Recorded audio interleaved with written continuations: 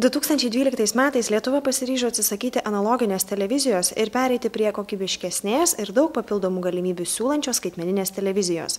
Antradienį vykusios spaudos konferencijos metu apie tai kalbėjusių ekspertų teigimu naujovės įtakos ne tik vaizdo ekrane kokybę, tačiau ir mūsų elgseną žiūrint televiziją.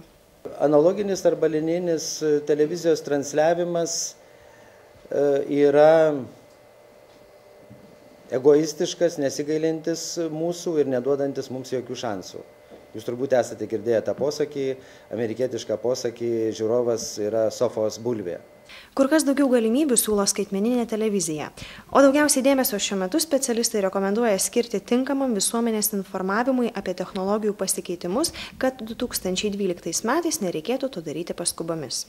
TNS Gallup atliktas tyrimas parodė, kad dar didelė dalis Lietuvos žmonių nežino, kad 2012 metais bus uždaryta analoginė televizija. Tačiau žinantys, maždaug apie 50% Lietuvos gyventojų yra labai teigiamai nusiteikę dėl skaitmeninės televizijos. Dauguma jų ketina pradėti naudoti skaitmeninę televiziją dar ir anksčiau, 2009, 2010 ir 2011 metais.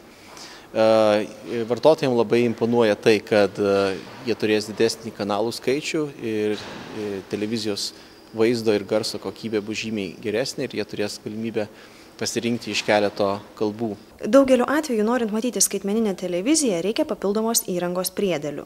Televizorius ir kitą elektronikos įrangą platinančių bendrovių atstovai teigia, jog jų populiarumas sparčiai auga. Jau mes matome, kad kitų metų viduryje apie 30% visų parduodamų televizorių turės tokį įrenginį savyje ir metų pabaigai jau priartės tokia technologija, tikėtina, kad iki 80 ar 90% visų turimų pardavime televizorių. Sparčiai populiarėjant skaitmeninės televizijos paslaugoms ir nutraukus analoginės televizijos transliacijas, būtų atlaisvinti reikiami dažnių ruožai ir sudarytos didesnės galimybės skaitmeniniai antžeminiai televizijai, 10 papildomų kanalų bei raiškiosios televizijos HDTV transliacijai.